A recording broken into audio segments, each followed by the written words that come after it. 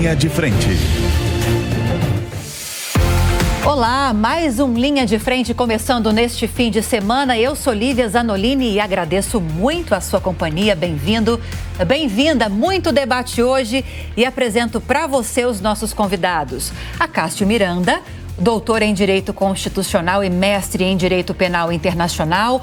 Cléver Vasconcelos, professor de Direito Eleitoral e Constitucional e doutora em Direito do Estado. Juliana Ribeiro Bastos, professora doutora em Direito Constitucional. E Priscila Silveira, doutora em Direito, professora de Direito Penal e Processo Penal. Bem-vindos, muito obrigada pela presença, pela participação de vocês. Obrigada. Bom, gente, estamos há 2 semanas das eleições municipais no Brasil. E conforme o momento de ir às urnas vai se aproximando, a tensão entre os candidatos cresce. Na última semana, o noticiário foi invadido por vídeos e matérias que repercutiram a cadeirada que o candidato à Prefeitura de São Paulo, o José Luiz da Atena, do PSDB, deu no concorrente dele, o Pablo Marçal, do PRTB, durante um evento, um debate ao vivo na TV aberta. E não teve só isso, não. Dias depois, eles e outros candidatos voltaram a trocar xingamentos, acusações e ofensas em rede nacional. E não foram os únicos casos que repercutiram. Eu vou trazer mais informações aqui para você. No começo do mês, um candidato a vereador acusou o candidato a prefeito do Rio de Janeiro, Rodrigo Amorim, de agressão. Em nota, o atual deputado estadual disse que, e aqui eu abro aspas, reagiu a provocações e insultos, e aqui eu fecho aspas, de Leonel Querino da Silva Neto. E tem mais, tá? Em agosto, em Teresina, no Piauí, o candidato do PSOL à prefeitura, Francinaldo Leão, registrou um boletim de ocorrência contra o atual prefeito, Dr. Pessoa, do PRD, após levar uma cabeçada também durante um debate. Só que o problema não é só a briga, e não é só, O problema não é a briga entre aqueles que disputam o mesmo cargo. Anos eleitorais também são marcados pelo crescimento da violência política.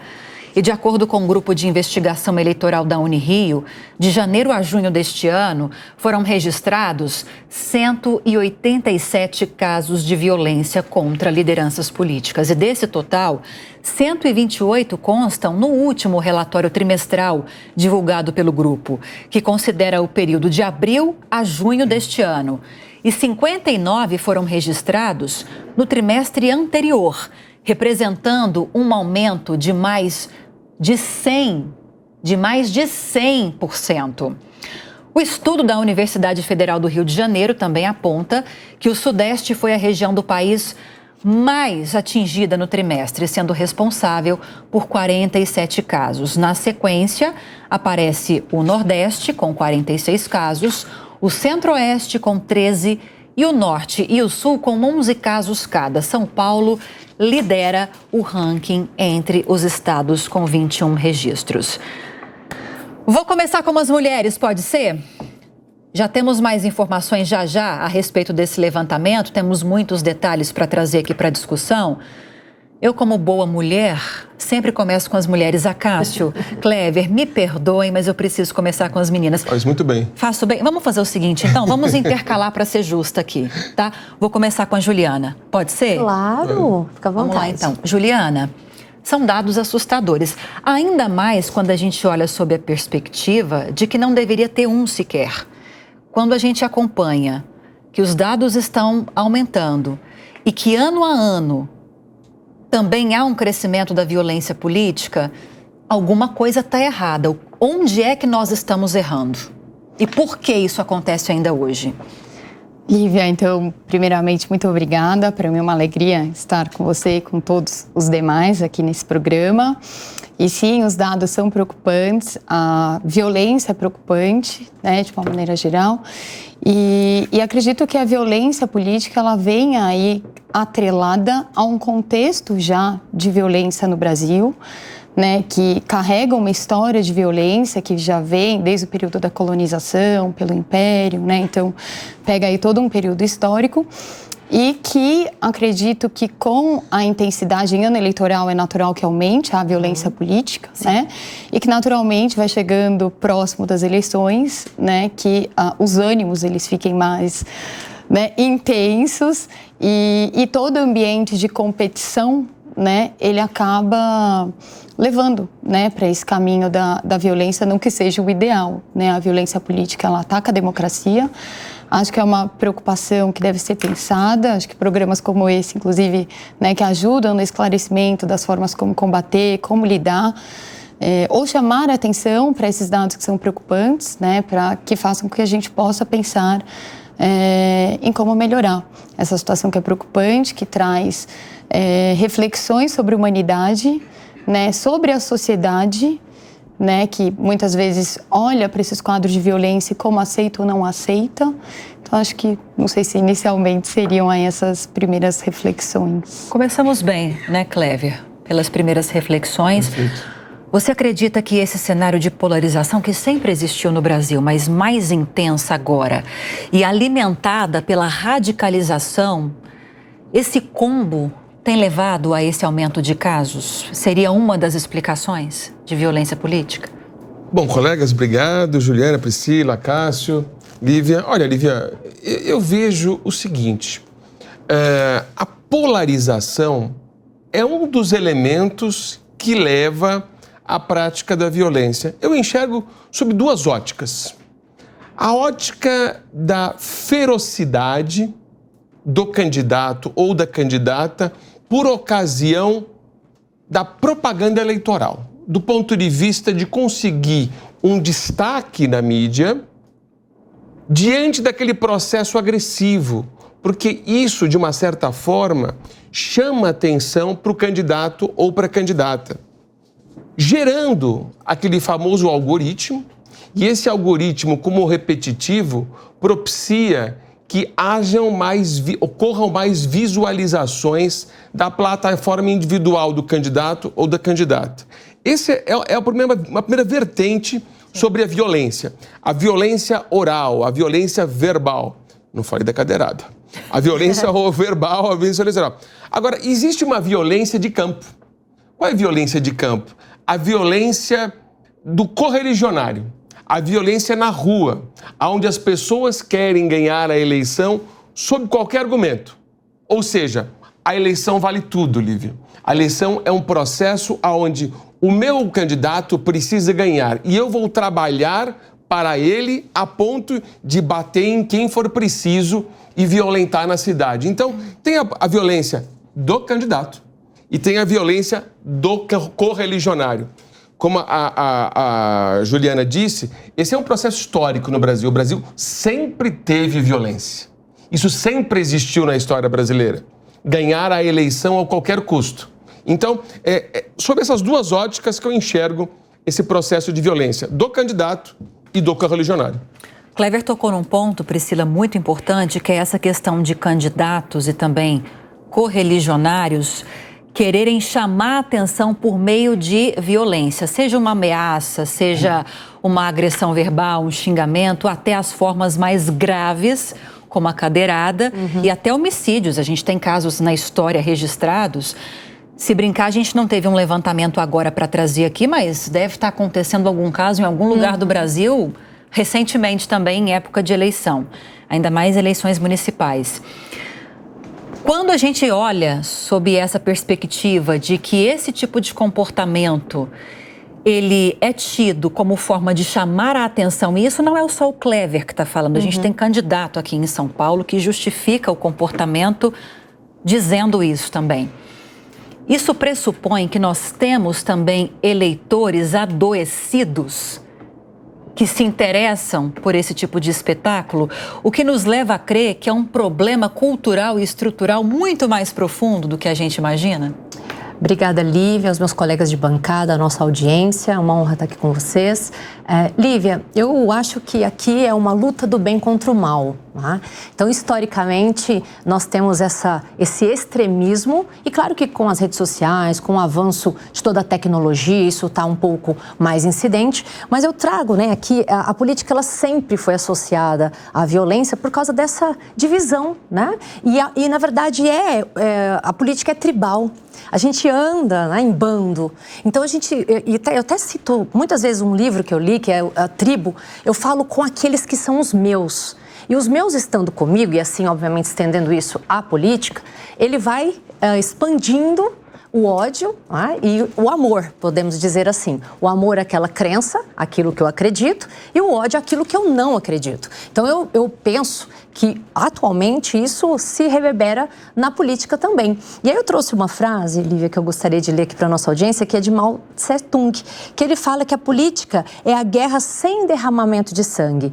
E a guerra é política com derramamento de sangue. Então, a gente visualiza que o eleitor, ele segue aquele que o direciona. E a gente tem percebido que, assim como já bem disse o Dr. Clever, a questão de a política trazer esse ódio que está enraizado no homem e, obviamente, que esse extremismo e essa polarização que já existem de outrora, ou seja, enfim, desde sempre, estão ainda mais incidentes em razão do que nós estamos acompanhando na política atual. Então, aqui tem o político A, o político B. E hoje essa violência, Lívia, só para finalizar aqui, a gente não pode mais ter amigos. Se você tem amigos que votam no X ou no Y, você não é meu amigo. Então, sai do preceito eleitoreiro e entra nas nossas vidas, E isso acaba trazendo ódio e cabendo outros crimes que não só eleitorais. Agora, Cássio, a mídia tem uma parcela de culpa pelo nível de divulgação, pela espetacularização desses fatos, porque nós, como jornalistas, a gente tem que noticiar, mas a forma como as notícias são abordadas, isso pode fomentar esse tipo de comportamento no eleitor? Lívia, boa noite a você, a Pri, ao Clever, a Ju, prazer estar com vocês mais uma vez. Eu acho que a mídia tem, obviamente, uma parcela de conhecimento, até porque o nosso papel é a difusão da informação. E por mais imparcial que a mídia tente ser, sempre há um tracinho ali de preferência, sempre há um tracinho de uma escolha que você julga melhor, e é óbvio que isso acaba sendo passado a quem acompanha a transmissão daquela informação. E talvez esse traço, esse esconder as preferências da mídia seja uma coisa nossa. Se a gente olha para os Estados Unidos, que também estão enfrentando um processo eleitoral, lá nós temos canais de comunicação republicanos, lá nós temos canais de comunicação democratas, e eles vão difundindo a informação de acordo com o que eles pensam e consome aquela informação quem entende aquele conteúdo conveniente. Mas eu acho que, para além da mídia, há uma responsabilidade das redes sociais, porque a mídia, apesar de todas as dificuldades, tem ainda um grau de responsabilidade muito grande. Nas redes sociais, nós não acompanhamos esse mesmo grau de responsabilidade. Não à toa, essa não é só a eleição mais violenta da história. Essa tem sido a eleição marcada pelos cortes. Aquele 1 minuto, 1 minuto e 30, que acabam prevalecendo a todo um conteúdo, a um debate fora mais... de contexto, né? Exato. Totalmente. Um debate mais aprofundado, um debate mais bem construído. E isso é ruim, porque as pessoas absorvem a informação sem que elas tenham conhecimento. Informação e conhecimento não necessariamente são sinônimos. E aí, esse tipo de coisa vai estimulando um debate mais raso que acaba desaguando na violência. Agora, Cássio, tocou num ponto importantíssimo, porque as mídias tradicionais, elas são submetidas a legislações rígidas, o que não acontece com as redes sociais. Daí eu preciso tocar nesse assunto. Regulamentar é preciso? Eu acho que há necessidade de nós regulamentarmos, neste momento, a responsabilidade dos transmissores de informação. A lei, o Marco Civil da Internet prevê uma regulamentação, mas no meu entendimento uma regulamentação pobre. Essa regulamentação podia ser melhor parametrizada, mas eu acho que regulamentar efetivamente o que eles estão transmitindo, o que eles estão permitindo que seja transmitido nos seus canais. A regulamentação do usuário eu vejo como desnecessária, até porque o usuário tem outros mecanismos de responsabilização. Se cometeu excessos, tem o Código Civil, tem o Código Penal, tem até o Código Eleitoral nesse momento. Então existem mecanismos para quem está construindo aquele conteúdo, mas para quem divulga, para quem mantém todos esses portais, todos esses canais, eu acho que a responsabilidade é pequena diante do prejuízo social que se tem. Juliana, uma das diferenças mais sensíveis em relação ao que se discute hoje em termos de regulamentação de redes sociais e o atual marco civil da internet, sobre o qual citou agora o Acácio, é o nível de responsabilização das plataformas, que é justamente isso que a gente está falando. No marco civil da internet, me corrijam, tá? Doutores, se eu estiver errada, que eu sou só uma jornalista aqui.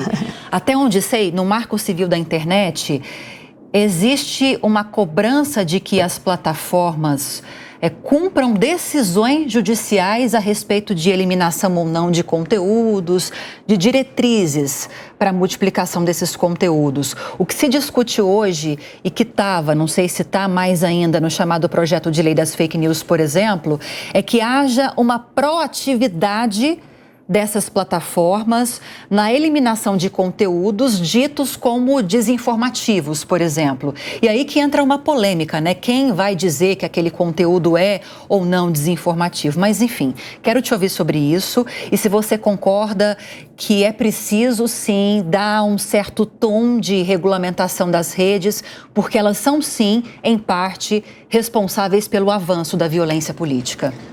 Lívia, então concordo, né, no sentido da necessidade da regulamentação, e o meu olhar talvez ele se direcionaria, pensando na desinformação, em quem produz a desinformação em massa. Porque a desinformação, ela não é novidade, né, a gente vem falando disso no sentido do impacto da tecnologia ter dado uma dimensão maior à desinformação, né, pela celeridade, pelo alcance, pelo que ela, né, porque pelo que a tecnologia proporciona em termos de impacto, mas eu voltaria o meu olhar, que eu não sei se é um olhar que tem chamado a atenção, né, por parte de quem tem pensado nessa regulamentação, mas de pensar, e especificamente acho que nesse grupo, que eu acho que é quem faz em massa, e eu acho que para nós, seres humanos, competir com a máquina ainda é difícil, né? No sentido de vamos informar, mas tem alguém que está, essas empresas que soltam a desinformação em massa e fica o ser humano trabalhando com trabalho de formiguinha, combatendo aí essa desinformação. Então, acho que o meu olhar, pensando em regulamentação da desinformação, se voltaria especificamente para esse grupo. E tem ainda o agravante que é uma inovação tecnológica, né, em termos de comunicação, que é a inteligência artificial, que precisa ser olhada, Priscila, com atenção também. E houve também várias resoluções publicadas pelo Tribunal Superior Eleitoral nesse sentido, uma delas proibindo as chamadas deepfakes, né, as deepfakes, aliás, que são aquelas imagens que você vê, que parece que é a pessoa que está falando alguma coisa, que está fazendo alguma coisa, mas na verdade não é a pessoa, é só a imagem dizendo voz, trejeitos, aparência física. E aí, para um eleitor um pouco menos conectado a essas diferenças muito tênues com o ser humano de verdade, tem que observar esses detalhes, cola, às vezes, uma fake news, uma desinformação que venha a ser divulgada dessa forma. Só para a gente arrematar essa questão do impacto da falta de regulamentação das redes no aumento da violência política. Você e depois o Cléver. Lívia, o que eu percebo, né? Eu acho que a gente não está preparado para essa evolução. Eu penso que as questões ligadas às redes sociais como um todo, elas estão à frente do Poder Judiciário. A questão traz uma questão também de impunidade. Me parece que pulverizar notícias falsas, né, nos seus montantes, como são feitas, me traz a ideia de que eu já atingi o que eu queria. A punição por uma multa ou, quiçá, sei lá, por um artigo colocado no Código Eleitoral é pouco. É a sensação minha, tá, gente? É a sensação que eu tenho e que eu percebo percebo que vale mais eu disseminar, eventualmente, aí, alguma informação que seja falsa, pegar esse eleitor a receber alguma responsabilização. E a gente tem visto a dificuldade que está sendo para o Poder Judiciário, em especial, punir essas pessoas. Nós acompanhamos recentemente um dos candidatos que teve aí a sua rede social brecada e retirada, né, para se apurar eventual disseminação de coisas falsas, recortes e falas ligadas à honra de outros candidatos. E o Poder Judiciário está em 2 pesos e 2 medidas, trazendo então uma sensação de impunidade, onde o candidato tem à sua mão, ou nas suas mãos, uma ferramenta muito maior do que a caneta para uma questão de punição contra essa conduta. Cléver, sua opinião sobre isso? Olha, analisando o que você me pergunta, eu percebo o seguinte. Tradicionalmente, a legislação nunca foi muito interveniente nesses assuntos. Quando não tinha rede social, quando não tinha os meios eletrônicos, era a jurisprudência que resolvia, o julgamento pelos tribunais é que resolvia se tinha dano moral, quanto que era o dano moral, se tinha dano material, se era calúnia, se era injúria, se era difamação. Isso era resolvido no âmbito do Poder Judiciário. Depois, com a inovação tecnológica, a situação aparentemente ficou a mesma. Só um detalhe, o Código Eleitoral é da década de 1960 e os crimes eleitorais que estão lá, que são todos de ação penal pública incondicionada, ou seja, não são de ação penal privada, o próprio Ministério Público Eleitoral promove a ação. Quantas vezes eu promovi ação penal contra o infrator, independentemente da provocação dele? Hoje, as ações dos delitos contra a honra, via de regra, são privadas. Então, a legislação eleitoral, desde 1960, tem essa medida. Agora, do modo geral, Lívia, meus colegas, eu entendo o seguinte, eu entendo que o papel dessa calibragem, dessa medida do razoável, não deve ser levado em conta de maneira objetiva, em caixinhas, pela legislação. Porque cada caso é um caso. Tem uma cadeirada ali, tem um empurrão ali, tem um xingamento ali. E eu acho que a medida do razoável, minha querida Lívia, é a gente fazer uma avaliação concreta da prova no que diz respeito àquela determinada ocorrência. E tem um órgão para isso, o Poder Judiciário, através da jurisprudência. Então, a jurisprudência tem um papel importante nessa necessária calibragem. Colocar na mão do legislador, certamente nós teremos casos novos, inteligência artificial, e o legislador sempre chega atrasado, porque ele vai regular uma situação que já aconteceu, e a gente acaba não combatendo. Então, o papel da jurisprudência dos tribunais é muito importante nesse sentido. Sim. Eu trouxe um dado agora há pouco que eu quero reforçar, que é o fato de os casos de violência política serem registrados de forma mais numerosa na região sudeste. E aí, quando a gente olha só para a região sudeste, São Paulo se destaca como o estado mais atingido, com 21 casos. Depois vem Bahia, que é aí fora do sudeste já, e voltando para o sudeste, Rio de Janeiro. Teria alguma explicação, vocês imaginam?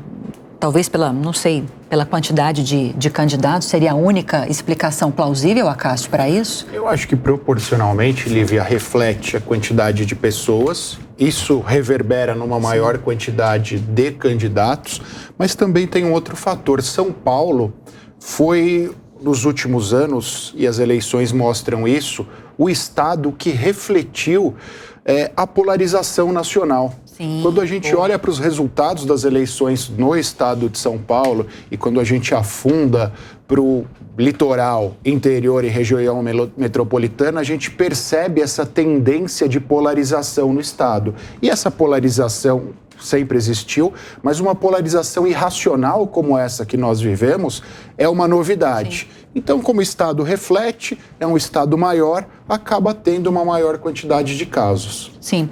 Posso trazer outros dados ou vocês querem falar alguma coisa a respeito dos casos estarem mais concentrados no Sudeste? Pode. À vontade. Vamos passar para outros dados, então. O que mais chama atenção nesse levantamento são também os tipos de violência registrados. As ameaças seguem na liderança, com 47 casos, seguidas por agressão, 42 casos. Depois, 22 casos de homicídios, que é o que a gente estava falando, acontece. 11 atentados, 3 homicídios familiares e 3 sequestros. E, gentilmente, o Observatório da Violência Política e Eleitoral cedeu para nós, aqui no Linha de Frente, com exclusividade, os dados mais atualizados.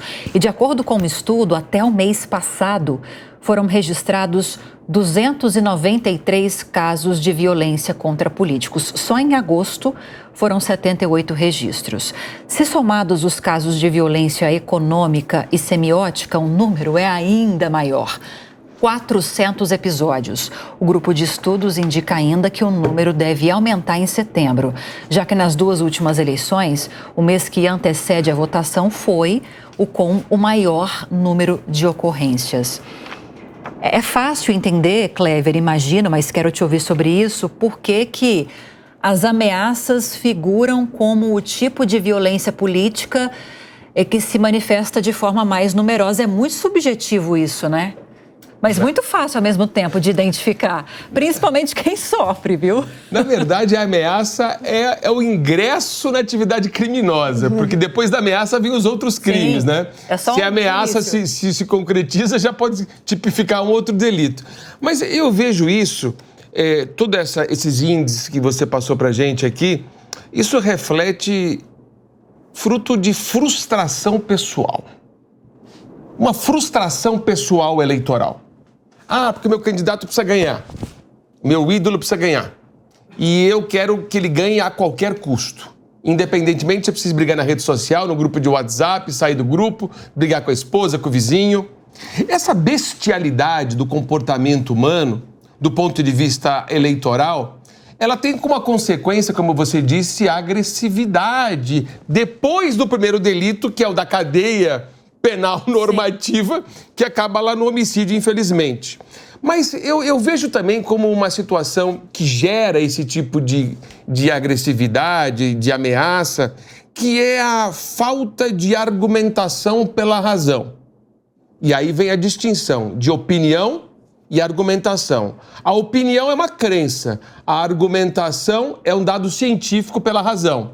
Então, eu vou contestar o meu adversário porque eu não gosto de você. Mas por que você não gosta? Eu não sei, porque você não gosta de você. Né? Agora, quando eu debato com razão, isso gera um debate mais intelectualizado, racional. E aí o que acontece? Gera um paralelo indesejável. Qual é? Já que eu não tenho argumento, eu parto para a violência. E se eu parto para a violência, eu vou cometer esses delitos que estão aí, que você mostrou no observatório. Ou seja, tudo é por falta de absoluto conhecimento do que diz respeito ao processo eleitoral, aos candidatos, à plataforma, os problemas da cidade. Veja o que está acontecendo em São Paulo. Em São Paulo, nesses debates que estão acontecendo, existe mais xingamentos, mais violência, já voou cadeira, já pregaram cadeira, Sim. já fizeram todas essas questões. Por quê? Porque não se debate com a razão. Não se debate problemas e soluções para a cidade. Então, se não tem debate sobre problema e solução da cidade, vamos brigar.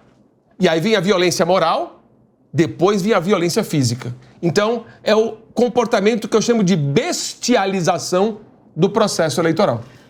Clever, vou tocar para você de novo. O que a nossa legislação eleitoral especifica de forma restrita a essa questão dos debates? Assim, existem regras que estão especificadas de comportamento na legislação, ou é tudo uma questão de cada veículo que vai realizar o debate, determinar as próprias regras? Há regras gerais para isso, para serem obedecidas ou não? É do jeito que quer. Lívia, a legislação que é 9.504/97, a lei das eleições, ela não trata do comportamento especificamente nos debates eleitorais. A lei 9.504, ela fala do comportamento na propaganda eleitoral. Aí a gente precisa verificar se debate é ou não é propaganda. Isso é uma discussão. Lá existe o crime, por exemplo, de injúria. Da injúria com violência ou sem violência? É a questão que aconteceu no debate da outra emissora, cuja competência me parece que seria da Justiça Eleitoral, porque se trabalhou no contexto eleitoral. A legislação, ela fala o seguinte: o candidato que possui 5 representantes na Câmara dos Deputados, ele deve ser obrigado a receber o convite para o debate. Isso não quer dizer que ele vai aceitar ou não, ele pode aceitar ou recusar. Curiosamente, alguns dos candidatos não têm essa proporção e foram convidados porque estão no topo da pesquisa. Mas, de fato, o que precisa acontecer é o que eu digo, o grande julgador disso. Eu que trabalho com justiça eleitoral há tanto tempo, fui promotor de justiça eleitoral durante tanto tempo, eu percebo o seguinte: o grande julgador disso é o eleitor. É o eleitor. O tribunal da eleição é o eleitor. Então o eleitor deve fazer esse julgamento no domingo, Sim. sozinho, silenciosamente, e criminalizar ou não o candidato, elegendo ou não elegendo. A legislação, respondendo objetivamente sua pergunta, ela não vai a fundo nos pormenores de como deve ser o comportamento eleitoral, porque senão a gente limita também a liberdade de expressão, não é verdade? Sim.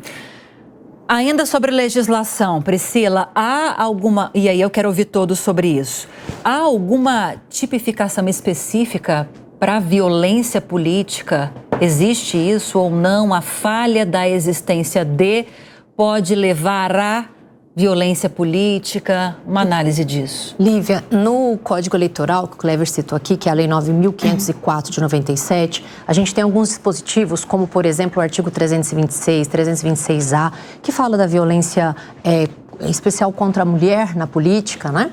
A gente tem dispositivos que falam de injúria, de calúnia, denunciação caluniosa, que visam, então, punir nessa questão eleitoral. E é importante que a nossa audiência saiba que nós temos também lá no Código Penal, fora das eleições, as mesmas tipificações. Mas este Código Eleitoral, ele vai, então, pegar essas condutas específicas desdobradas deste processo, né, de eleição. E lá a gente tem figuras que são punidas ou vão punir a questão da honra em especial. Agora, se eu lesiono, por exemplo, como foi o caso aí, que eu até vi gente aplaudindo, inclusive a conduta do candidato, e a gente sabe que violência gera mais violência, isso é histórico, enfim, ele vai responder pela regra geral, por exemplo, pelo artigo 129. Né? Por quê? Porque a gente não tem crime especificamente de lesão ou protegendo a integridade física dentro do processo eleitoral.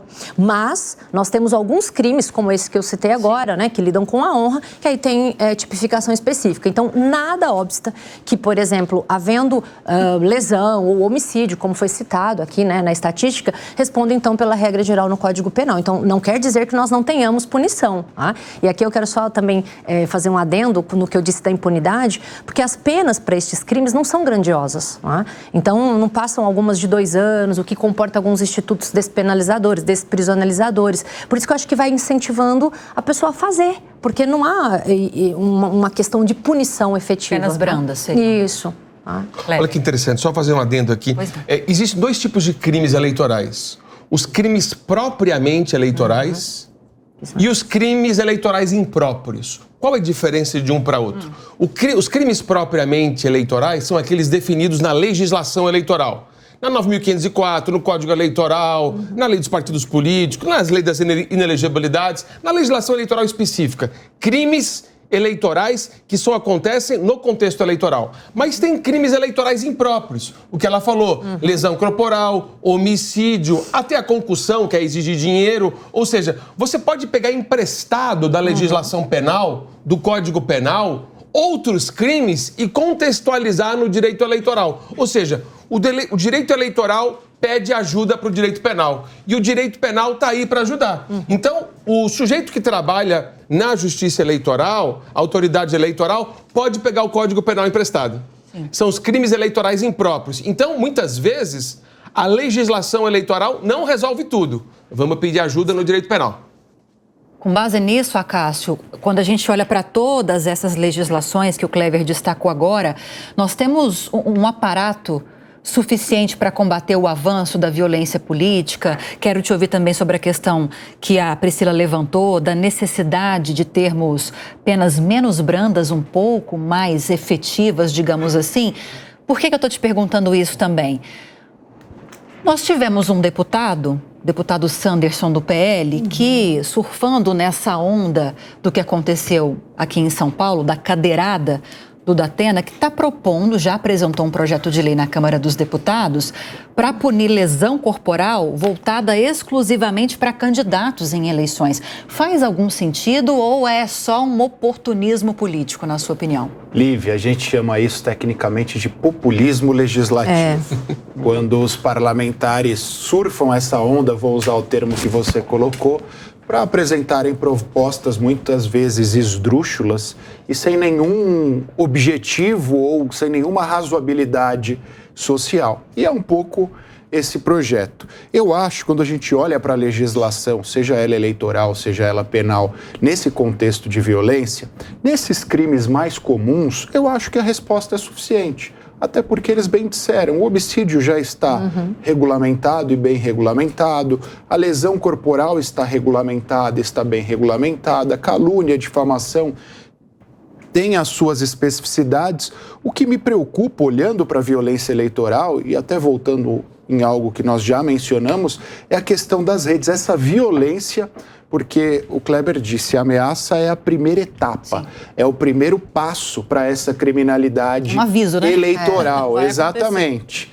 Exato. No momento que você não dá a resposta adequada para essa primeira etapa, é a criancinha com o dedo na tomada. Se ela não tomar um choquezinho, ou se você não avisar, ela vai colocar o dedo todo. Então eu acho que a regulamentação e o que acontece nas redes talvez necessite de um tratamento diferenciado. O resto, eu acho que é exatamente, a legislação está lá, está bem colocada, já está consolidada, não há necessidade.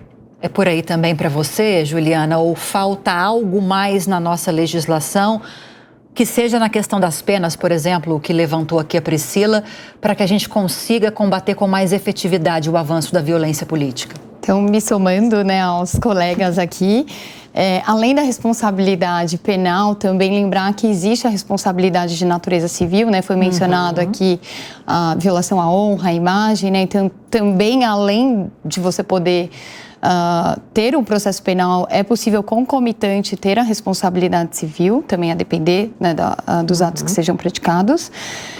Considero na importância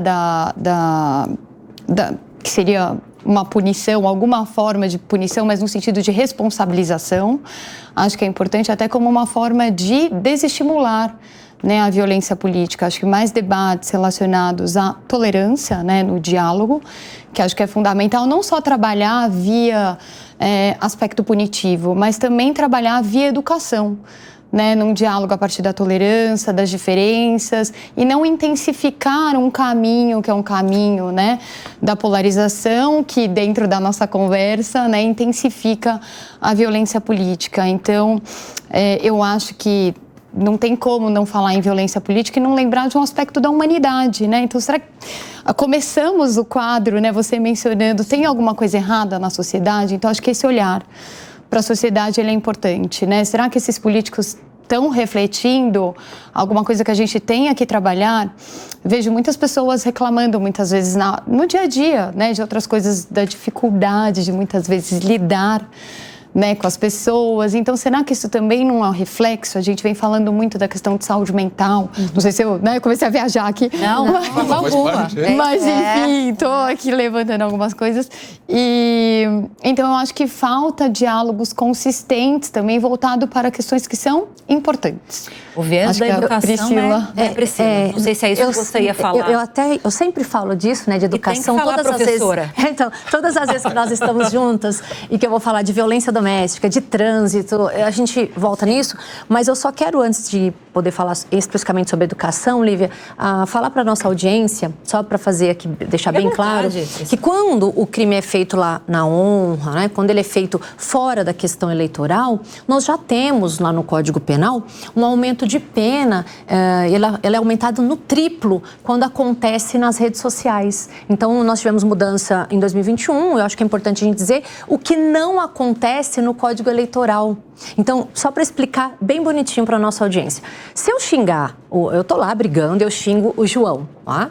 Um exemplo. Eu xinguei pela internet, eu vou ter uma pena que vai, no máximo, não passa de 2, minha pena vai ser triplicada.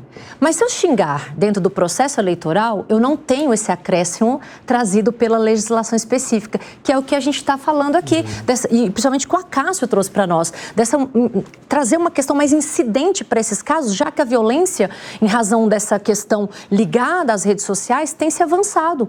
Então, logo mais, a gente vai poder observar que o legislador, não sei se é surfando na onda ou não, né? Mas ele assim fará essa questão do aumento que já existe no Código Penal. Agora, eu achei importante falar isso para a audiência, porque né, a gente não tem esse aumento nos crimes eleitorais. Agora, falando de educação, é claro que a gente precisa trabalhar a educação, muito mais do que dar penas por obviedade, né? Respeitar, o respeito, eu acho que é uma garantia até constitucional dessa questão igualitária entre as pessoas. Só que o problema da gente trabalhar a educação é que nós somos animais, né? E o animal, ele é um ser violento, infelizmente. E isso é uma coisa chata da gente falar, horrível de falar. E quanto mais a violência é incitada, ou seja, quanto mais eu incito, mais ela gera. E eu trago aqui, né, essa intolerância, ela vem de cima, e a gente falava há pouco sobre a questão do eleitor corresponder a essa violência, mas é lógico que ele vai corresponder, porque é como se alguém estivesse mandando que ele faça. Então, ele atende essa violência e ele se sente na necessidade de atingir. Então, não é, a violência não acontece só entre os candidatos, como a gente observa, né? A ameaça, depois vai para uma agressão, inclusive entre os eleitores. As pessoas estão passando a se matar, você é de e se agredirem, e principalmente a ameaça, né? Que é educação, você tem que respeitar, é liberdade de voto, é liberdade, a gente tem uma garantia, né? Que é essa liberdade de voto. Só que quando a gente fala de ameaça nas redes sociais, é muito mais fácil para a pessoa xingar alguém pela rede social porque não tem rosto. O risco é zero, Lívia.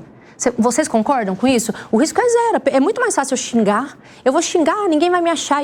Eu acho que é neste ponto, né, que eu insisto, que a gente tem que ter uma maior incidência. Tem que ter a questão de impunidade afastada. Até né, Priscila? Tá se expandindo. Tanta gente, você pega um post, são milhares e milhares de comentários, que ainda que a pessoa não tenha um perfil fake, ainda que tenha a foto dela, ainda que tenha o nome dela, aquela agressão se perde naquele mar que ela se sente protegida. Exatamente, e o que é bom de falar? Quem compartilha, né, a gente tem como, eventualmente, também trazer uma punição dessas pessoas que compartilham e divulgam coisas falsas no sentido de agredir, de ameaçar, né?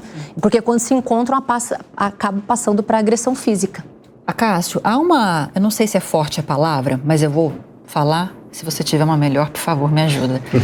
Há uma certa criminalização antecipada da política, como se a sociedade entendesse de uma forma geral, claro, não estou falando individualmente, que nenhum político presta, que nenhum político trabalha, que todo político é ladrão, que todo mundo comete corrupção e que, às vezes, essa ideia, embora há casos que mereçam essas rotulações, essa ideia atrapalha um processo de educação para que haja uma mudança estrutural da sociedade, desde a base, para uma formação mais consciente do eleitor? Sim.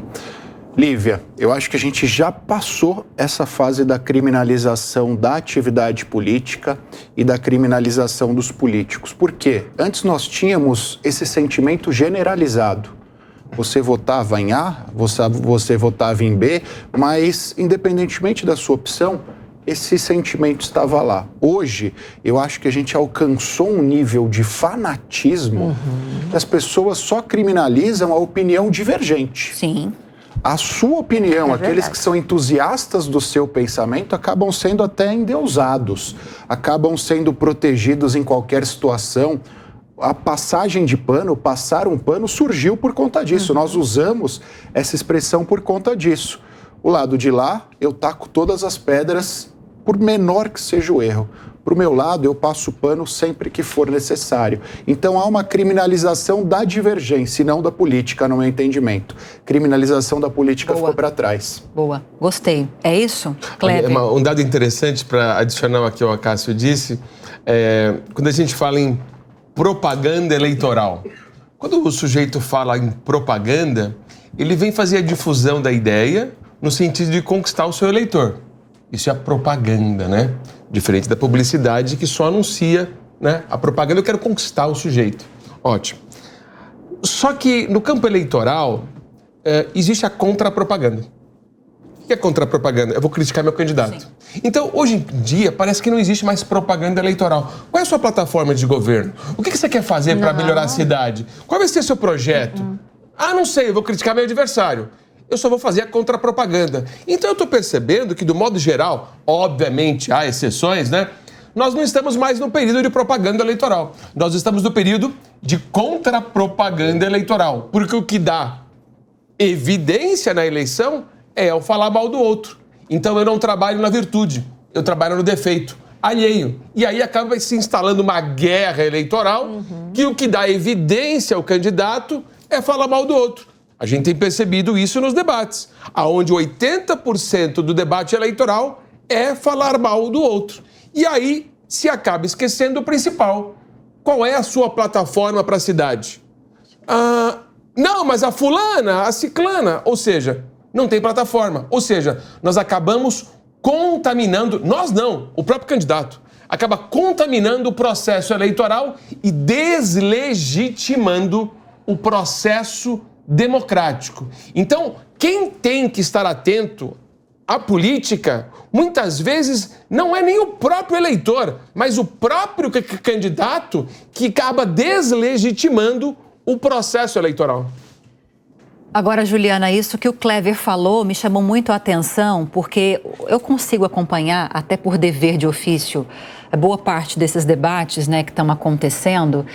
E eu vejo, não vou citar nomes aqui, pelo amor de Deus, eu vejo que há tentativa por parte de alguns de apresentar propostas. Eles tentam trazer um debate saudável, mostrar o que eles querem, falando aqui de São Paulo para a capital, nas mais variadas áreas, mas é um debate que acaba totalmente sufocado pelas agressões. E aí a gente volta naquela discussão anterior, Clever. Os políticos estão agindo assim porque é isso que a população quer? Ou a população está consumindo isso porque é a única coisa que os políticos conseguem vender? E aqui falando de forma geral, me parece algo, um ciclo assim, tão vicioso, eu não consigo ver um fim para isso.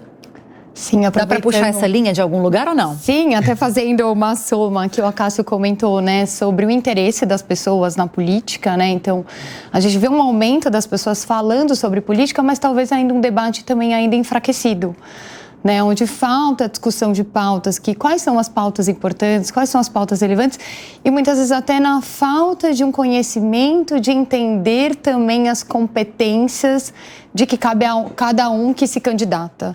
Né? Então, acho que nós, como professores, né, muitas vezes verificar o quanto as pessoas não sabem qual a competência de um prefeito, qual a diferença até nesse sentido do prefeito, do vereador, quais são as atribuições. Ser enganado, né, com propostas que não têm nada a ver, que vão além daquilo que o candidato pode oferecer se eleito. Exatamente, exatamente. Então, eu acho que falta um pouco desse contexto. Agora, eu acho que tem o lado, eu ouvi em algum lugar, né, no sentido de que, por exemplo, o que aconteceu no sentido da cadeirada, mas tem pessoas que gostam, né?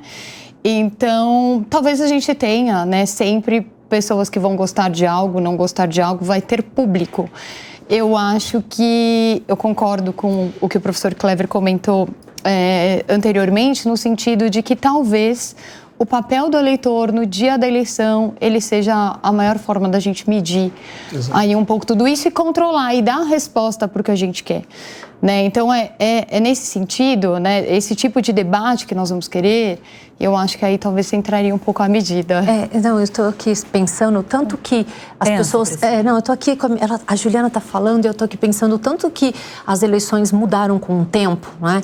E o tanto que as pessoas não estão dando importância para essa questão da democracia, porque qualquer atentado à democracia nos atinge. E aí a gente vê as pessoas que são eleitas. Eu estava... Outro dia alguém falou assim, eu vou votar no X porque ele é legal. Eu vou votar no X porque ele vai no povo. Eu vou votar no X porque ele come pastel. As pessoas não entendem que nós estamos dando o poder para essas pessoas falarem em nosso nome. Não é uma brincadeira. Então eu fico preocupada que as pessoas falam assim, eu não gosto de política. Não tem que gostar, meu querido. Você tem que saber a política. Você está dando a diretriz de todo um país, de todo um município nas mãos de alguém. Então não é uma brincadeira. Então eu fico só preocupada porque, na verdade, por mais que nós tenhamos a questão da facultatividade no voto, é uma coisa séria que a gente precisa saber. E eu fico só assim pensando daqui para frente. A tendência é ficar pior, porque se a pessoa para votar se espelha em quem faz uma graça, por exemplo, em quem fala de um hate ou que faz alguma coisa ruim para o outro, onde é que nós vamos chegar? Daqui uns dias, daqui um tempo, nós vamos votar em quem bate mais ou em quem xinga mais, por causa que isso espetaculariza de um jeito, dando essa raiva, que a violência vai ser um topo, ao invés de discutir, como o Clever aqui trouxe, coisas que são ligadas à atividade daquele candidato. Sabe o que me preocupa mais nisso, Lívia? Até a partir do que o Clever disse, essa contra-propaganda e não essa propaganda, que isso é algo racional. As campanhas fazem isso propositadamente e com base em dados, e com base em estudos. Estratégia. O eleitor quer ouvir isso e a partir desta vontade dessa parcela do eleitorado, a gente tem essa confusão generalizada, né? Virou um viés de confirmação. Você não vai para ouvir as propostas, você vai para ouvir a pessoa, o candidato, a candidata que você gosta, falar o que você quer e você se diverte a partir disso, por mais trágicas que sejam as consequências disso. Talvez deixar ainda mais rígida essa carta de regras para esses debates seria uma forma de censurar ou de evitar que esse tipo de comportamento se prolifere? Eu acho que a gente, com raiva da barata, vai lá e vota no inseticida. Eu acho que essa rigidez... É necessária? Ela não vai resolver o problema. O problema é muito mais a fundo. O problema está na educação, o problema está na cultura, o problema está numa falta de senso. O problema é muito mais grave. Eu acho que a rigidez dará margem a outras alternativas. A rigidez vai levar o debate das mídias, a gente começou falando sobre isso, para as redes sociais que não tem regra. A gente já critica o Reels de 1 minuto e 30, os cortes, os debates vão virar grandes cortes, vão virar tudo isso. Então, eu acho que é uma questão de... A gente já tem uma democracia de quase 40 anos, essa etapa da democracia, talvez seja uma questão de maturidade, ou aprender com as porradas, sei lá, eu não vejo uma solução, mas acho que a rigidez não é a solução para esse problema. Sabe que você pode ter razão? Porque antes do debate que teve recentemente na TV Cultura, eles tentaram deixar as regras mais rígidas e aí os candidatos não podiam usar acessórios, o Marçal nem foi com boné, não levou a carteira de trabalho, que ele está usando bastante aí na campanha dele, e ainda assim a gente teve a cadeirada. Então talvez faça todo sentido mesmo o que você está dizendo. Eu não vejo muita solução, então, porque mudança estrutural na sociedade não vai acontecer em 10 anos, né? Não vai. E também um pouco do candidato. Eu acho que... Sim. Porque a gente... Cobrar um bom senso dele. Porque no último... Não, então... E no último, não podia falar nome, né? Eles ainda fizeram mais questões restritivas, que não podia dar nome conforme ele havia criado. E eu percebi que tudo está em volta, né, dessa tática por um dos candidatos. Por quê? Vou citar aqui um exemplo. A Tabata fala, a gente precisa falar de planos, né? Só que ela está vencida, porque ela vai falar de planos, a pessoa, como a Castro trouxe aqui, as pessoas ela é abafada, ela fica apagada, né? Ela está apagada. Por quê? Outro dia, uma pessoa que eu conheço me mandou falar, eu vou assistir o debate, quero ver, eu nem vou falar, tiro, tal. E eu queria ver a movimentação, queria ver bagunça. Chegou, vou fazer pipoca. Então... Mas esse ponto que me toca, Pri, se a gente olhar para as últimas eleições, os índices de audiência dos debates eram baixos. Ninguém mais falava sobre debates. Este ano, esta eleição que virou uma baixaria, está todo mundo falando. E é isso que me toca, porque o debate tem que ser, na sua essência, chato. Propostas são chatas. Discutir a sociedade é chato. É óbvio que a baixaria dá mais audiência, dá mais ibope, mas isso não vai resolver. Então, quem usa dessa estratégia tá pregando para o que o povo quer ouvir no final, né? Isso que me preocupa mais. Pro convertido, né? Mas eu estive aqui em outro programa e eu até falei, ninguém vai assistir ao debate, as pessoas estão ligadas às redes sociais. Eu tenho que vir agora aqui a público e dizer, olha, me surpreendi, porque o que eu tenho visto são as pessoas esperarem pelos debates justamente para assistir, não aos planos, e sim às coisas que... Para te falar a verdade, eu não sei se as pessoas acompanham o debate ou se elas depois se debruçam sobre os cortes do debate que destacam justamente os momentos de maior baixaria, que é o que as pessoas, de uma forma geral, querem ver, como a gente está discutindo aqui. E tanto é isso que cresceu, né, a audiência, a gente tem acompanhado, tem visto que os debates televisivos, eu ainda brinquei numa outra oportunidade, falei, quem vai assistir ao debate, tendo aí hoje a rapidez das plataformas digitais, enfim, e hoje eu tenho que vir aqui dar a mão à palmatória, por quê? Porque o debate está sendo hoje aquele filme, aquela novela da população brasileira que fica querendo espetacularizar a violência, para poder recortar e colocar lá, coitadinho, ou, enfim, agressor, coitadinho, e colocar as nomenclaturas como eles querem, enfim. O processo de conquista do eleitor é um processo de saber lidar com a linguagem. Os grandes políticos que conseguiram sucesso nas urnas, os últimos presidentes eleitos de esquerda ou de direita, eles falavam aquilo que o povo gostava de ouvir, seja de direita ou seja de esquerda. Os exemplos estão próximos, não falar nomes. Sim. Então, como substituir o grau de bestialidade de um debate eleitoral regido pela violência? Aquele candidato que não tem argumento vai para a violência. Psíquica, moral, depois física. Agora, aquele candidato que sabe a importância do processo eleitoral, ele deve usar o fenômeno da linguagem atingindo o seu eleitor naquilo que ele precisa. Dá para fazer. É só saber como fazer. Então eu sinto que os candidatos que têm vontade de mostrar a plataforma, talvez não tenham lidado ou manejado, ou de novo vou repetir a palavra, calibrada a linguagem para poder chegar ao alcance do destinatário. Ou seja, há uma falta de sintonia fina entre candidato e eleitor no debate. A arte da conquista. Essa arte da conquista me parece que está sendo deixada de lado para a bestialização. Então, eu acho que esse é o ponto. O candidato bom consegue, e o candidato pequeno consegue, o candidato médio consegue. Basta ele ter essa sintonia fina e fazer esse ajuste para conquistar o eleitor. Ou seja, tem remédio. É que muitas vezes a pessoa não sabe fazer. Sim. Desconhecimento ou falta de vontade, talvez, né, Clever? Ou falta de aprimorar, de lapidar o discurso. Tenho mais umas informações antes de a gente passar por uma violência plus, digamos assim, política, que é a de gênero, violência política de gênero. Para a gente virar essa página aqui, atentados e homicídios ocuparam topo do ranking de acordo com o tipo de ocorrência. Foram 23 casos em agosto contra 10 em julho e 9 em junho. 18 desses 23 envolveram pré-candidatos ou candidatos.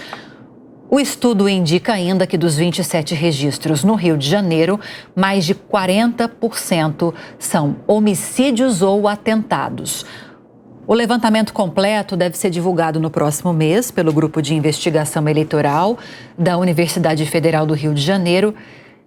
E a gente agradece, claro, a quem nos forneceu esses resultados prévios. Muito obrigada, porque isso dá um up aqui no nosso debate, dá um gás aqui para o nosso debate. Nos preocupa muito, né, Juliana? Porque é mais uma confirmação de que a situação está degringolando.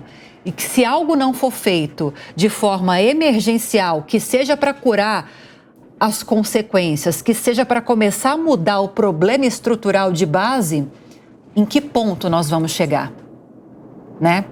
Exato, concordo. É isso aí, Lívia. É exatamente isso. Foi muito bom.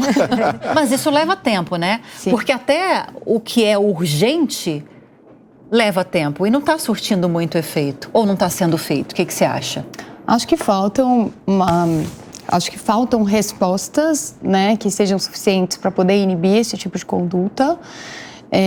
E aí talvez as respostas venham, né, de uma atuação mais intensiva por parte da justiça, claro, com todo o cuidado da análise de cada caso concreto, né, das suas particularidades, até por conta, né, da restrição da liberdade de expressão e da livre competição política, né, que faz parte do jogo democrático. Então, acho que essa também é uma preocupação, muitas vezes, no sentido de, posso caçar o registro de candidatura, né? E existe toda uma preocupação com tudo isso, porque você está tirando um ator político, né, que está ali com as suas ideias e tem os seus eleitores que os apoiam. E sempre a oposição vai virar o jogo e dizer que é censura. E aí contamina o debate. Sim. Mais ainda. Sim. Eu só trago problemas para vocês. Né? Sim. Tô aqui pensando nas soluções. Você traz reflexões e não problemas. problemas. Resolver o problema da violência. Eu queria sair desse programa hoje com soluções assim, mas eu sei, gente, eu tô brincando. Então, e a gente só fica aqui pensando, né? Porque o Clever falou agora há pouco, olha, eu tenho que falar com o coração e eu acho que isso é na vida, não é só na política, né? A gente traz isso, a gente traz para perto de nós mesmo, aquele que se assemelha ou com a sua história, né? E isso eu concordo bastante. Mas o que me preocupa, né? E aqui eu, mais uma vez pensando, é o nível. Porque eu citei aqui a candidata X, né? Então ela estava lá tentando falar a proposta. Só que hoje, sabe o que eu reparei? Até anotei. Por exemplo, o Marçal falava assim, eu vou colocar nas minhas redes sociais. Vamos imaginar que ele não tivesse proposta. Ele fala, eu vou colocar agora o vídeo do fulano lá nas minhas redes sociais e dar um nome para a pessoa que ele vai colocar. E aí, assistindo aos debates, eu estou vendo que os outros candidatos estão se assemelhando ao que ele fazia. Então, a gente está, ao invés de nós nivelarmos por cima, e não estou dizendo que ninguém está embaixo, mas no sentido de trazer as propostas, eles estão nivelando no mesmo... Então, tem um candidato que dá o tom, e aí eles seguem aquele tom, e passam a fazer aquelas táticas dele. Então, por exemplo, eles colocam assim, olha, eu vou colocar agora, eu vou subir agora nas minhas redes sociais. Isso era de um candidato e todos os outros passaram a fazer igual. Em agosto desse ano, a lei que torna crime a violência política de gênero completou 3 anos. E a medida estabelece regras jurídicas que têm o objetivo de prevenir, reprimir e combater a violência política contra mulheres, nos espaços e também nas atividades relacionadas ao exercício dos direitos políticos. Além disso, a lei assegura a participação feminina em debates eleitorais e criminaliza a divulgação de informações e vídeos com conteúdo inverídico durante a campanha. As denúncias podem ser feitas no canal criado em uma parceria entre o Tribunal Superior Eleitoral e o Ministério Público Federal. Na última terça-feira, o TSE confirmou a manutenção da prisão preventiva de um político envolvido em um caso de violência política de gênero. Na ocasião, os ministros rejeitaram, por unanimidade, um recurso de habeas corpus impetrado pelo ex-deputado federal Vladimir Afonso da Costa Rabelo. O político foi alvo de várias ações por supostamente divulgar conteúdos humilhantes contra a deputada federal pelo Pará, Renilce Conceição Nicodemos de Albuquerque. Vladimir foi condenado sob as alegações de impedir ou dificultar o desempenho do mandato da parlamentar. Vocês sentem, e aqui eu vou deixar livre para o primeiro que falar a seguir, que quando a gente fala de violência política, a questão do gênero se torna um agravante? Não vou nem olhar para ninguém. Quem quiser começar. Lívia. Boa, Cássio. Eu esperei uma das mulheres começarem, mas não falou nada, vamos embora. Eu vou pela omissão.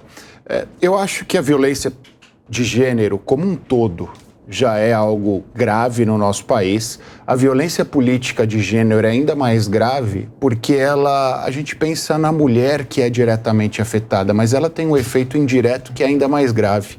Ela é um atentado contra a nossa democracia. Se a gente for olhar, e são dados do TSE que eu vou falar por alto, a maioria do eleitorado no Brasil já é composto por mulheres. E a gente precisa de uma regra de 30% no mínimo, de candidaturas femininas. Sim. Repasse dos fundos eleitorais. Foi necessária uma regra determinando que as mulheres tinham direito a isso. Então, qualquer forma de violência política contra a mulher acaba afetando a nossa democracia. A gente acaba tendo uma democracia manca, uma democracia ou uma subdemocracia, porque a maioria do eleitorado ou não é representado ou está sendo atacado pela sua condição. Eu acho que tem algo mais grave nisso, por isso que a gente precisa dessa resposta mais efetiva. E aí, lendo a notícia, Priscila, desse caso que a gente destacou aqui sobre o fato de a mulher estar sendo humilhada nesse processo, a gente não entrou em detalhes no tipo de humilhação, mas sempre é aquele modus operandi, né? Alguma característica voltada para o universo feminino, tentando desencorajar a mulher como um ser capaz de disputar a eleição como qualquer outro, independentemente de ser homem ou mulher. E quando a gente está num contexto, quando nós falamos que nós vivemos num contexto de uma sociedade, no geral, sempre gosto de destacar, no geral, machista e misógina, isso desencoraja muito a mulher a entrar para o processo e a permanecer também. A legislação que a gente tem hoje, a gente falou da lei que completou 3 anos. É o suficiente para combater o avanço ou pelo menos o agravamento desse tipo de violência? Lívia, nós estamos melhorando. Se nós pegarmos estatísticas anteriores, onde a gente tinha um código de 1900, fazer aqui um preceito histórico rapidamente desse machismo estrutural, né? E quando a gente fala de machismo, não é o homem só, né? A gente precisa deixar claro que quando você fala, lá vem a feminista, não é longe disso. A sociedade é machista porque nós temos essa cultura que a gente chama estrutural, que vem, né? Nosso código de 1916, a mulher não votava, a gente tinha várias restrições. Eu estudei pelo código de 16, o professor Kleber... Eu não. A mulher não podia... Não deixa ela sozinha, Kleber. Oh, meu Deus. A mulher não podia votar. A gente não tem nem 100 anos que a mulher pode votar, né? A partir de 1932, ela tem esse direito a voto, mas a gente precisa dizer aqui que, antigamente, para a gente poder quebrar esse cenário do machismo, isso se estende até os dias de hoje, a mulher, ela era feita para a cultura do lar. Tá? Então, isso se estende porque a mulher não podia... Se você for ver, a mulher dirige mal. Até hoje a gente escuta isso. Só pode ser mulher. E quando, na verdade, a mulher tem muito pulso, não é? Para dirigir, sim, e para também ser candidata. Não é? A gente tem vários tipos de violência. Violência psicológica. Eu acho que a lei, ela avança, não é? No sentido de dar paridade com relação ao gênero, né? Já que a gente vê que há, de fato, essa violência que lida com a dignidade da mulher, mas a gente precisa avançar um pouco mais, né? Porque, vez ou outra, ainda que nós tenhamos legislação pegando essas condutas, né? A gente ainda encontra retirada de microfone, ausência de banheiro no Senado, por exemplo, que parece ser pequeno, mas não o é. Que conduz a essa esfera do ciclo, né, dessa violência cíclica. Porque se eu tiro a violência, a gente tem a violência sexual, onde muitas vezes, acho que vocês todos já aqui depararam com apalpadas, né, indevidas. Tivemos um caso recentemente na Lespe, coisa de 2, 3 anos, né? Então, parece que a gente tem, parece não, a gente ainda tem a coisificação da mulher. Os comentários, né? A coisificação, além do toque, isso. Né? Comentários, ameaças, né? Que são as violências psicológicas, mexendo com a honra, como você aqui citou há pouco. Então, a gente tem a coisificação que se estende e sai do cenário situacional da violência doméstica e familiar e se estende também para a eleição. Mas isso tudo justificado, não que isso se justifique, na situação de que a mulher ela foi feita para ser calma, né, serena, cuidar dos filhos, procriar. E não sem muito a gente falar que o nosso Código Penal, inclusive, ele tem raiz religiosa. A religião influencia um pouco aqui pra gente nesse cenário dessa questão matriarca, né, da mãe cuidar dos filhos. E isso faz com que a gente estenda essa cultura para os dias de hoje, que eu entendo, obviamente, como inadmissível, porque não há problema algum da mulher exercer direitos políticos que não a faz menor nem maior, mas sim igual, junto, como assim determina a Constituição no artigo 5º. Antes de passar para você, Clever, eu quero trazer uns dados aqui do Tribunal Superior Eleitoral com os percentuais de candidaturas femininas, pessoas negras por partido político. Então, do total de 456.310 candidaturas registradas, 155 mil são de mulheres e 301.310 são de homens. Desses totais por gênero, 74.355 são mulheres negras, 80.645, aliás, 74.355 são mulheres não negras, corrigindo a informação, 80.645 mulheres negras, 159.942 homens negros e 141.368 homens não negros.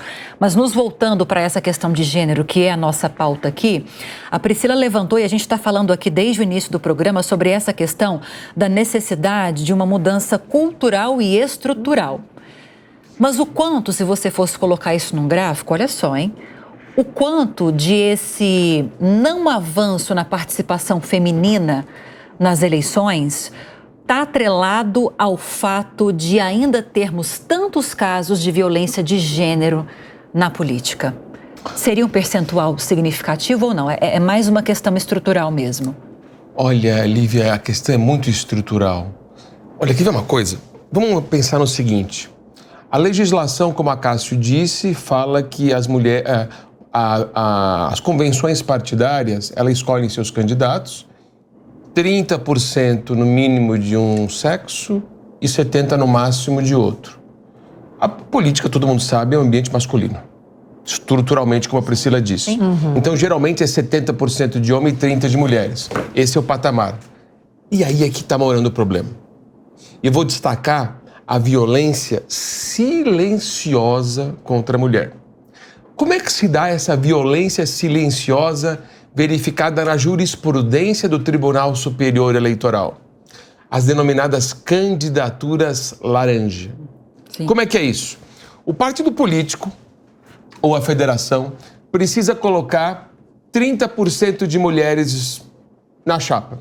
E aí, coloca lá 30% de mulheres. Só que não dá dinheiro para ela fazer campanha, ignora ela na propaganda eleitoral. E aí o que acontece? Depois que acaba a eleição, são eleitos mais homens. Por quê? Porque houve estruturalmente no partido político uma omissão no que diz respeito à propagação das candidaturas femininas. Ah, mas formalmente estão registradas no TSE, tem 30%, mas de fato o partido não viabilizou a campanha para as mulheres, porque silenciosamente elas foram caladas. É verdade. Elas foram caladas. E aí, o que a jurisprudência do Tribunal Superior Eleitoral reiteradamente tem julgado? Está constatado de fato que houve esse silêncio estrutural no que diz respeito à inviabilização econômica das candidaturas das mulheres? Está. Então está cancelada a candidatura de toda a chapa. E aí o partido político, olha, isso é jurisprudência uníssona, tem o mesmo som e alto no TSE. Está cancelada toda a candidatura daquele partido ou daquela federação partidária. E aí acaba os homens, esses que discriminaram, todos perdendo a sua candidatura. Isso dá um problema na eleição proporcional e nós temos aqui, em breve, uma eleição de vereadores. Será que não está acontecendo isso agora, na campanha eleitoral? Será que as mulheres não estão recebendo esses valores para fazer a sua propaganda eleitoral? Isso a gente vai verificar daqui a um ano, quando o partido político ou a federação perder todas as suas cadeiras de vereadores. Senhores presidentes de partido, senhores diretores de partido, fiquem atentos, porque se isso cair lá na Justiça Eleitoral, medidas jurídicas serão tomadas para impugnar a chapa inteira. E o TSE tem legitimado essa conduta. Eu quero parabenizar aqui o papel do TSE nesse tipo de julgamento, legitimando de direito as questões femininas. Muito bem levantado, Clever. Eu estava te ouvindo e lembrando uma fala da Deise Ciocari, nossa cientista política também, que não está aqui hoje, mas sempre participa. Não vou lembrar as datas, mas eu não me esqueço das vezes em que ela mencionou que há pouco tempo no Congresso Nacional diferenciou-se banheiro feminino de banheiro masculino. E quando você está num ambiente majoritariamente masculino, é uma preocupação para a mulher ir ao banheiro.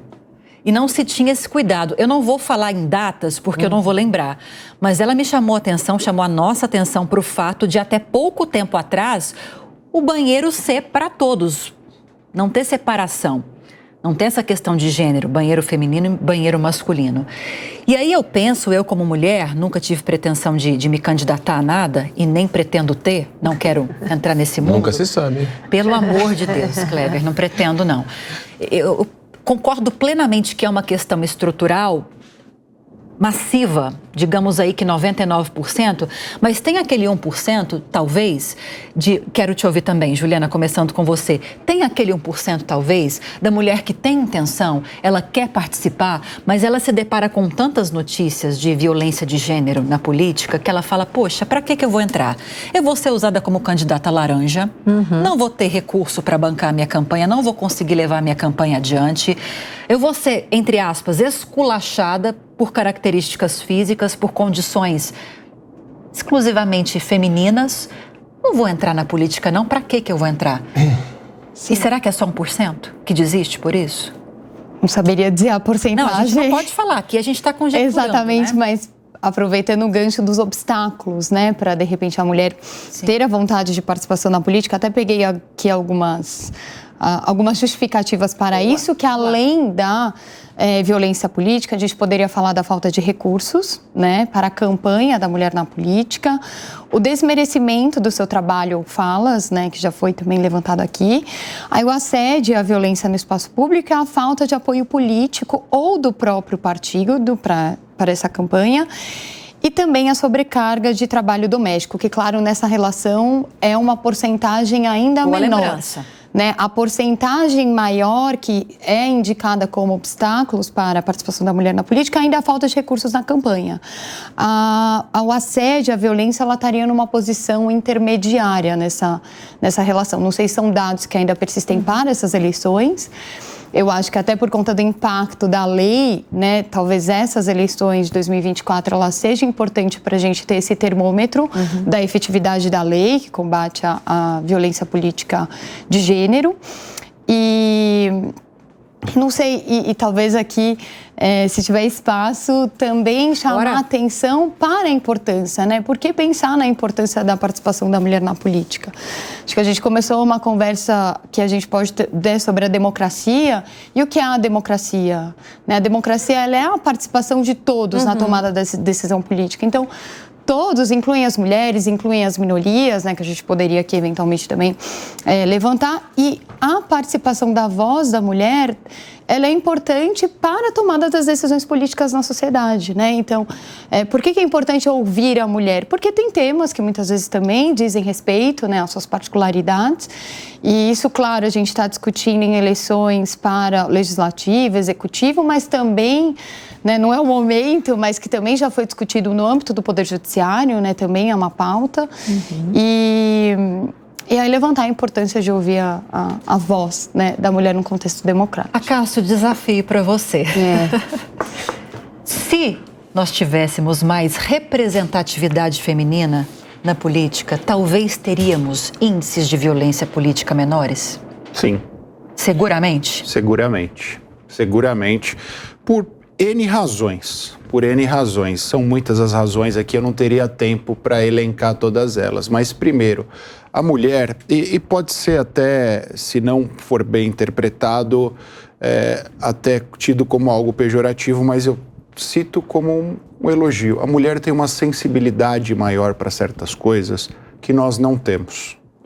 A mulher, ela é mais agregadora do que nós homens, em todos os contextos. Não à toa, quando a gente olha para a família, para qualquer circunstância, é sempre uma mulher que está lá como referência, independentemente da família.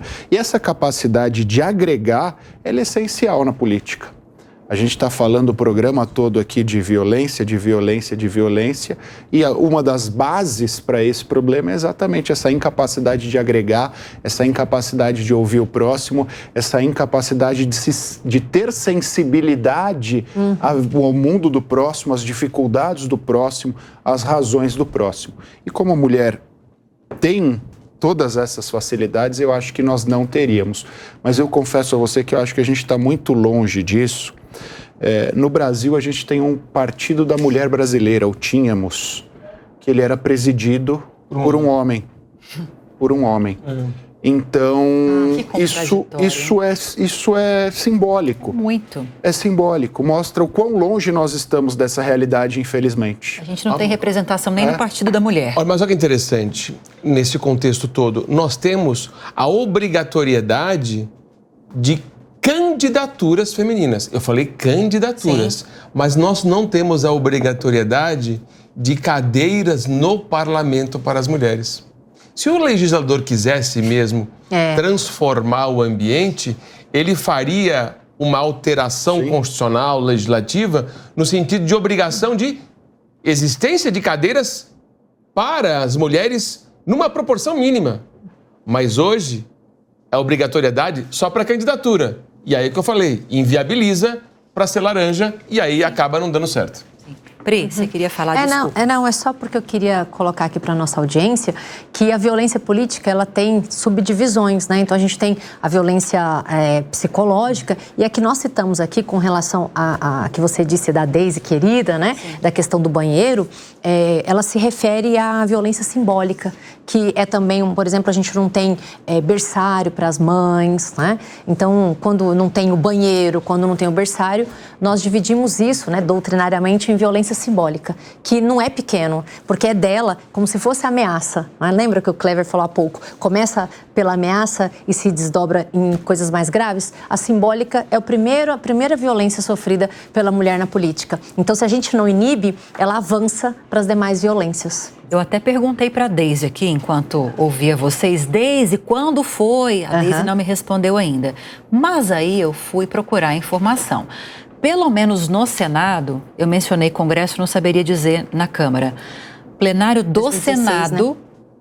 Foi ter um banheiro feminino 55 anos após a inauguração. Essa reportagem aqui que está trazendo essa informação, ela é de 2016.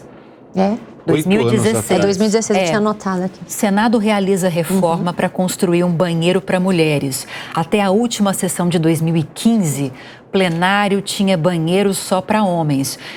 Pode parecer pequeno o que a gente está falando aqui, mas é um detalhe tão importante, né, Clever? É o primeiro passo, né? É geração em cadeia, né? A discriminação é silenciosa e depois vai caminhando. Eu me lembro uma vez que eu acho que foi a ministra Carmen Lúcia, ou foi a ministra Ellen, que está aposentada no Supremo, que falou também que tinha esse mesmo problema no Supremo Tribunal Federal. A ministra Ellen foi a primeira, né? Ela foi a primeira ministra, né? Mas eu acho que a crítica foi da Carmen Lúcia, a ministra Carmen Lúcia. Me parece que no plenário do Supremo ela chegou a falar, olha, tem uma questão aqui muito grave no Supremo, a conferir essa questão, nesse mesmo sentido do banheiro. É um detalhe que não é só um mero detalhe, que mostra a falta de atenção para essas questões voltadas para a mulher, né? A mulher não se sente nem um pouco, assim, protegida. E aí não deixa de ser também uma preocupação. A gente está falando do banheiro, mas tem outras questões que a gente levantou aqui. Precisa mudar tanta coisa. Desses pontos que você destacou, Juliana, o que você colocaria em primeiro lugar? Para a falta de mais urgente. Bom, a violência, eu acho que talvez seja um ponto que me chame mais atenção. Porque a violência, ela gera medo, ela gera insegurança, acho que ela afasta, né, de uma maneira geral. E, claro, também acho que a sobrecarga, apesar de estar no último, né, a mulher, ela se sentir também capaz, né, de desenvolver todas essas outras tarefas, de participar da política. Eu acho que dela se sentir que ela pode ter voz também. Nós estávamos falando do detalhe, né, até num processo educacional da própria mulher de também ter essas percepções. Né? Então, acredito que a gente estava falando de violência, também não é toda mulher que consegue verificar que, eventualmente, ela está passando por uma violência também. Porque né? Eu acho que é um processo. Ela cresce achando que aquilo é completamente natural e é parte da sociedade e é... Isso. E às vezes se sentindo culpada, né? De uma determinada situação. Então, se é da roupa, se é não sei o quê, será que eu fui com a roupa certa? Será que eu fui com a roupa errada? E eu que, de repente, ensejei aquele comentário, aquela, né?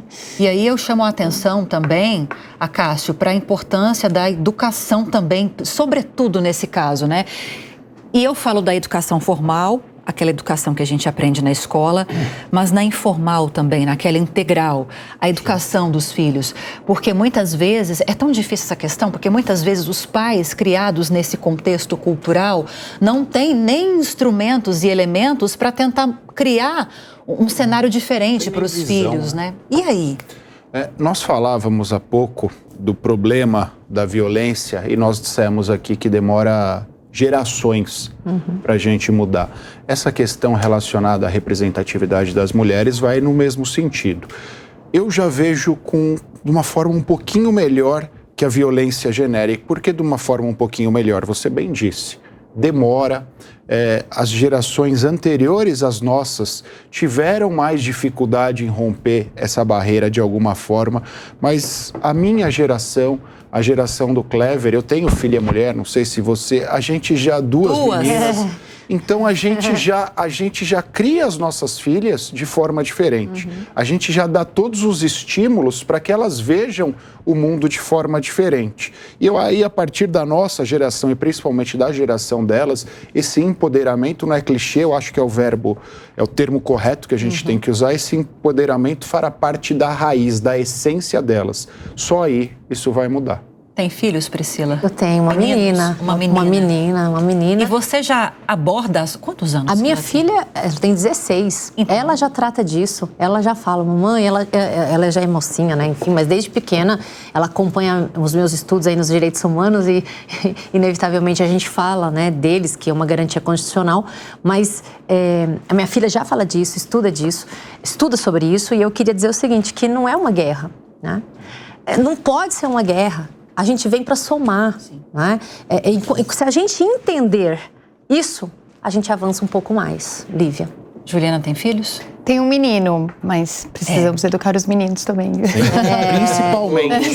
Principalmente. A mulher para ser menos vulnerável e o homem para não ser um agressor. E quando eu falo agressor, a gente já pensa naquele extremo, né? Aquela agressão física. Mas não, a ameaça, né? A intimidação, a humilhação é uma agressão. Quantos anos? 6 aninhos. Não. Ainda não. Tá difícil.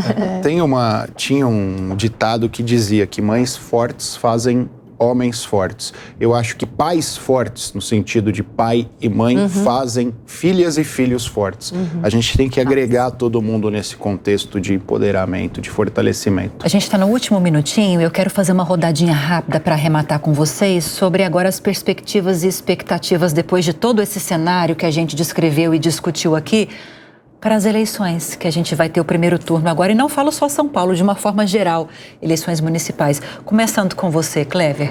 Olha, do ponto de vista geral, a eleição municipal, eu acho que a eleição é uma das eleições mais importantes que existem, porque é aquela coisa, roupa suja se lava em casa. O município, para mim, eu sou municipalista, a entidade federativa mais importante que tem na União, eu acho que é o município. Porque ali você está perto do prefeito, perto do vereador. O que a Juliana disse é importante, verificar a repartição de competências. Tem vereador aí prometendo resolver a questão da segurança pública. Isso é papel da União. Tem vereador prometendo resolver a questão que envolve situação do Estado-membro, né? Que é resolver a situação monetária e econômica do país. Isso é papel da União. Então, o eleitor ele tem que perceber qual é o papel do vereador, qual é o papel do prefeito. Então, e muito cuidado, né? Muito cuidado também para não votar no vereador de outra cidade. Porque eu tenho percebido que as pessoas olham os carros circulando e veem o número do vereador nos municípios vizinhos e acabam digitando o vereador que ele gosta na sua cidade e acaba votando em outro. Já vi muito isso. Então, o eleitor tem que estar atento às competências municipais. Quem são os candidatos da sua cidade? Confira isso, especialmente o vereador. E não vai escolher o vereador pegando o papelzinho daquele que suja a rua no dia da eleição. Porque eu tenho percebido também que os eleitores, eles só escolhem um candidato a vereador no sábado. No sábado. E isso é um grande problema também, né? Sim. Juliana, rapidinho. Acho que as minhas palavras também vão em direção à conscientização do voto, né, no sentido da sua importância, da sua relevância, né, estamos escolhendo quem farão aí as escolhas por nós, então é nesse sentido as minhas palavras. Muito obrigada, Lívia. Acácio. Eu acho que ninguém gostaria de ter conta num banco cujo gerente é um palhaço ou não tem capacidade. Acho que ninguém gostaria que o médico responsável pela sua saúde fosse alguém incapaz que se diz contra a medicina. Eu acho que em relação aos políticos é a mesma coisa. A gente tem que escolher o melhor, alguém vocacionado, alguém que esteja preparado para aquilo. Para arrematar, rapidinho. Candidatos, apresentem propostas, né? E eleitores, se atentem a quem os senhores estão votando. Não se contentem com violência e risadas, né? Se contentem com projetos, propostas, porque é o seu futuro que está na mão dessas pessoas que você está entregando. Parece que começou agora, mas começou há 1h30 e o nosso tempo acabou. Muito rápido. Muito obrigada pela participação dos nossos debatedores, pela sua audiência nesse fim de semana e até a próxima. A opinião dos nossos comentaristas não reflete necessariamente a opinião do Grupo Jovem Pan de Comunicação. Realização Jovem Pan News.